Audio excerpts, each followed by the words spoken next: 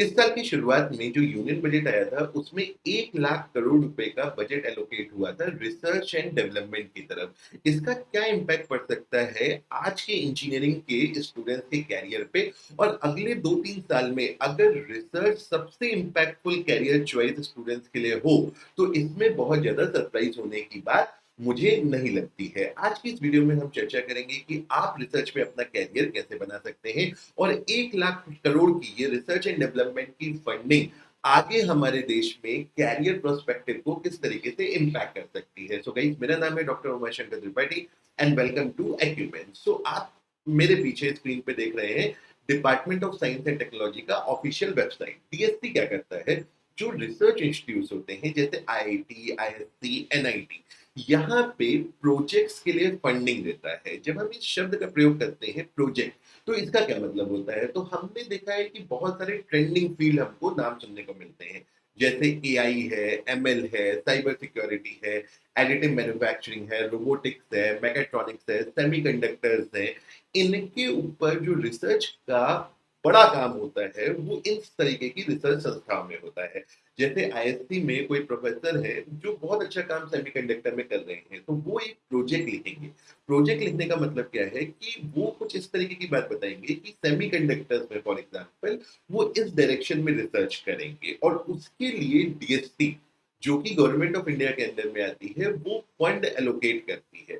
इस फंड की मदद से उस डायरेक्शन में रिसर्च होता है और उस रिसर्च के जो आउटकम्स होते हैं वो इंडस्ट्रियल इनोवेशन के बेसिस माने जाते हैं। तो आपको पता है कि इंडिया एक सर्विस बेस्ड इकोनॉमी है मोटा मोटा, लेकिन अगर आगे समय में रिसर्च की तरफ जिस तरीके से गवर्नमेंट काम कर रही है, अगर ये सही तरीके से चलता रहा, तो एक समय ऐसा भी हो सकता है कि हमारा देश रिसर्च एंड डेवलपमेंट में वर्ल्ड लीडर की तरीके से सामने आए। रिसर्च एंड डेवलपमेंट में कैरियर बनाने के लिए हमें क्या करना होता है? हमें मास्टर्स में सबसे पहले एडमिशन लेना चाहिए। एमटेक, आज की डेट में हम डायरेक्ट पीएचडी में भी एडमिशन ले सकते हैं, या इसके अलावा जूनियर रिसर्च फेलो की पोजीशन आती है। जैसे अपनी बात को समझाने के लिए आपको स्क्रीन पे आईआईटी इंदौर का एक एडवर्टाइजमेंट दिख रहा है, जैसे advertisement for the post of GRF under DST project. तो जिस तरीके से हमारे देश में आईआईटीज है, तो आपको पता है कि आप गेट निकाल करके एडमिशन ले सकते हैं। गेट निकालने के बाद अगर आप एमटेक में एडमिशन नहीं लेते तो आप जीआरएफ भी बन सकते हैं, जो कि प्रोजेक्ट बेस्ड पोजीशन होती है, जो कोई ना कोई संस्था फंड करती है। प्रोजेक्ट की फंडिंग केवल डीएसटी से ही नहीं होती, बल्कि गवर्नमेंट इंडस्ट्रीज और प्राइवेट इंडस्ट्रीज से भी होती है। बेसिकली ये जो 1 लाख करोड़ की फंडिंग है, उसका 20,000 करोड़ जो पहला राउंड में जो सीड फंड की तरीके से दिया गया है, उसका बेसिक एम भी यही है कि आगे चल करके जो प्राइवेट कंपनीज हैं वो भी रिसर्च फंडिंग में कंट्रीब्यूट करें, ताकि रिसर्च में हमारा देश आगे बढ़ सके। अब ऐसा स्टूडेंट, ये आपके लिए क्यों इंपॉर्टेंट है? क्योंकि देखिए, 1 लाख करोड़ रुपए कोई छोटा अमाउंट नहीं होता। अब इतना सारा अमाउंट रिसर्च एंड डेवलपमेंट की तरफ आएगा, तो नए नए प्रोस्पेक्टिव खुलेंगे, नए नए लैब्स के डेवलपमेंट होंगे, नई नई फील्ड में इनोवेशन हो सकता है। जैसे आज की डेट में हम कहते हैं कि हम बीटेक किसी स्पेशलाइजेशन में कर रहे हैं, देखिए ये मैं नहीं मानता कि ये सही है। देखिए, बीटेक एक जेनरिक पढ़ाई होती है। इसके बाद अगर आपको किसी एक पर्टिकुलर फील्ड में, देखिए रिसर्च का बेसिक मतलब है कि एक छोटी सी फील्ड में कुछ नया इनोवेटिव काम करना है। ये इनोवेटिव काम करने के लिए आपको बहुत कुछ करना पड़ता है, आपको रिसर्च करनी पड़ती है, एक्सपेरिमेंट्स करने पड़ते हैं, सिमुलेशन करना पड़ता है, इस तरीके की बहुत सारी चीज़ों को करना पड़ता है। और जब फंडिंग आती है, देखिए किसी भी चीज़ में जब एक अच्छा पुश फंड होता है, तो वहाँ डेफिनिटली न्यू डेवलपमेंट्स होते हैं। इंडस्ट्रीज़ में जैसे आप एक छोटा-सा एग्ज़ाम्पल समझिए, जैसे सेमीकंडक्टर्स में आज की डेट में बहुत सारा इनोवेशन हो रहा है। जैसे गुजरात में सेमीकंडक्टर की बड़ी-बड़ी इंडस्ट्रीज लगने की बात हो रही है। अब जब सेमीकंडक्टर की इंडस्ट्रीज लगेगी, तो सेमीकंडक्टर के जो एक्सपर्ट्स होंगे, उनकी रिक्वायरमेंट होगी। अब किसी के बोलने से कोई क्यों मानेगा कि आप इसमें एक्सपर्ट हैं? तो आपकी एक्सपर्टाइज कैसे प्रूव होगी? जब आपकी उस पर्टिकुलर फील्ड में रिसर्च प्रोफाइल होगी। तो जिसके लिए आप क्या कर सकते हो?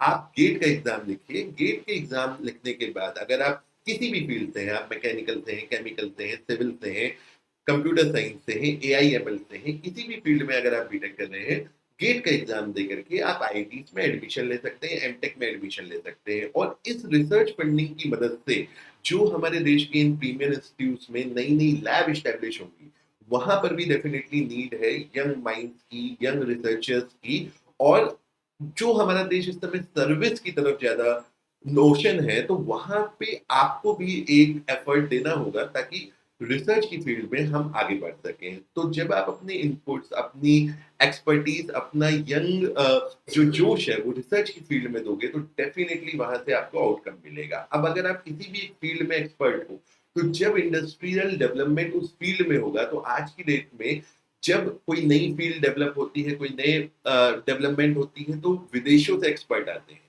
तो ऐसा भी समय में आ सकता है जिसमें हमारे देश में ही ये एक्सपर्ट्स का सप्लाई हो जाए, एक्सपर्ट्स हमें आईआईटीज़, आईआईएससी से भी मिल जाएँ। तो इसके लिए हमें क्या करना होगा, गेट का एग्ज़ाम लिखिए, गेट के एग्ज़ाम से रिसर्च को ऑप्ट करिए, रिसर्च में अपना करियर बनाइए, एक अच्छा रिसर्च करिए, रिसर्च पेपर पब्लिश करिए और रिसर्च की फील्ड में आगे बढ़िए। और इतनी फंडिंग आई है तो डेफ़िनेटली आगे समय में रिसर्च में आपके प्रोस्पेक्टिव और बेटर होंगे। साथ के साथ इतनी फंडिंग में एक चीज़ और है, एमटेक का स्टाइपेंड पिछले कई सालों से नहीं बढ़ा है। लगभग 2016 में आखिरी बार एमटेक का स्टाइपेंड बढ़ा था, अभी 12,400 है, 2016 से लेकर के 2026 आ गया है।